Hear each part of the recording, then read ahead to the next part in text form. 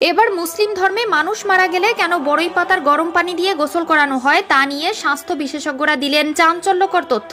এত গাছের পাতা থাকতে কেন বড়ই গাছের পাতা ব্যবহার করা হয় জানলে অবাক হবেন আপনিও। এবার যেন ইসলাম ধর্মের এক অনন্য দৃষ্টান্ত তুলে ধরেছেন বিজ্ঞানীরা। কেন মৃত ব্যক্তিকে বড়ই পাতার গরম পানিতে গোসল করানো হয় এবং বিজ্ঞানীরা কি তথ্য দিল সেটাই জানবো আজকের আলোচনায়। প্রিয় দর্শক, আপনাদের কাছে একটি প্রশ্ন, কবরে আমাদের কয়টি প্রশ্ন করা হবে? অবশ্যই কমেন্ট করে উত্তর দিবেন আপনি যদি মুসলিম হয়ে থাকেন।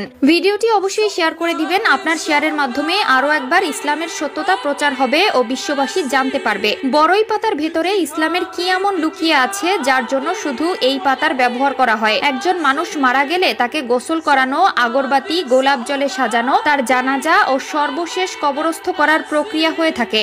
এর ভেতরে মানুষের মধ্যে একটি প্রশ্ন থেকে যায়, এত গাছের পাতা থাকতে কেন ইসলাম ধর্মে বড়ই পাতার কথা বলা হয়েছে? কেন মৃত ব্যক্তিকে বড়ই পাতা দিয়ে গোসল করানো হয়? এই পাতার সাথে ইসলামের কি মিল আছে? এবার তাই প্রমাণ করতে আধুনিক বিজ্ঞান চালিয়েছে বিশেষ গবেষণা। বর্তমান আধুনিক বিজ্ঞান এই পদ্ধতির সঙ্গে একমত প্রকাশ করেছে। বিজ্ঞানীরা তাদের গবেষণায় দেখেছে বড়ই পাতায় রয়েছে বেশ কিছু অ্যান্টিসেপটিক গুণাগুণ। বড়ই পাতা পানিতে কিছুক্ষণ ভিজিয়ে রাখলে এক ধরনের আঠালো প্রাকৃতিক নির্যাস পানির সঙ্গে মিশে যায়, যা মানব শরীরকে জীবাণুমুক্ত করতে অ্যান্টিসেপটিক হিসাবে দুর্দান্ত কাজ করে। মুসলিম ব্যক্তিদের মৃত্যুর পর গোসল করিয়ে তারপর কবরে দেওয়া হয়, আর এই গোসলের সময় তাদের বড়ই পাতার পানি দেওয়া পানি দিয়ে গোসল করানো হয়। হাদিসের নির্দেশনা অনুযায়ী মৃত ব্যক্তির গোসলের পানিতে বড়ই পাতা বা কুল পাতা দেওয়া ইসলামী শরীয়ত সম্মত একটি রীতি, কেননা বড়ই পাতা পরিষ্কার পরিচ্ছন্নতার জন্য খুবই কার্যকরী। যদি বড়ই পাতা না পাওয়া যায় তবে সাবান বা এ জাতীয় কিছু ব্যবহার করাই যথেষ্ট। আর বড়ই পাতা মেশানো পানিতে গোসল করানো হলে প্রিয় নবী সাল্লাল্লাহু আলাইহি ওয়াসাল্লামের সুন্নাত আদায় করা হয়। অনেকে আবার এ রীতিকে ওয়াজিব বা আবশ্যক বলে থাকেন, তবে গোসলের পানিতে বড়ই পাতা দেওয়া ওয়াজিব নয়, বরং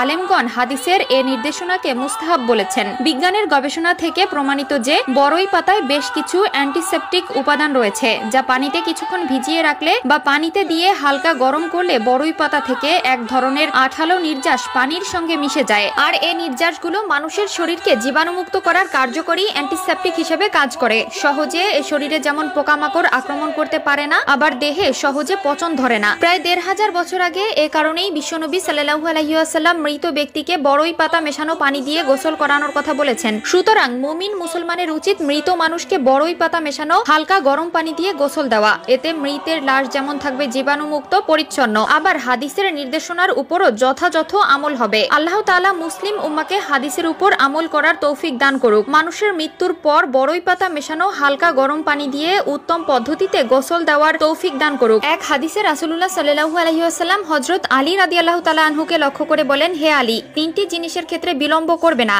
এক, নামাজের সময় আসবে তখন নামাজ আদায় করা থেকে দেরি করবে না। দুই, মৃত ব্যক্তির জানাজা যখন উপস্থিত হবে তখন কাফন দাফন সম্পন্ন করতে দেরি করবে না। তিন, কোনো অবিবাহিতা মেয়ের জন্য যখন কোনো উপযুক্ত পাত্র পাবে তখন তাকে পাত্রস্থ করা থেকে বিলম্ব করবে না। তিরমিজি শরীফ।